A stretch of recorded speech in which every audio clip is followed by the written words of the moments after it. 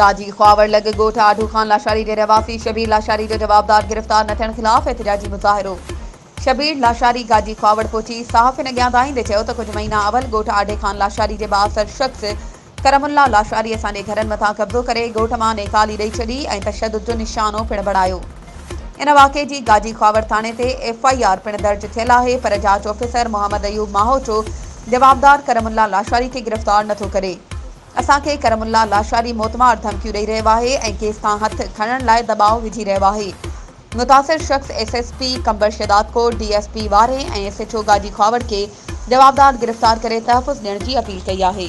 वधीक ख़बरुनि ऐं अपडेट्स जे लाइ असांजे चैनल खे सब्सक्राइब कयो ऐं हा, बेल आइकन खे प्रेस करणु न विसारिजो त जीअं असांजी हर नई अचण वारी वीडियो तव्हां ताईं पहुची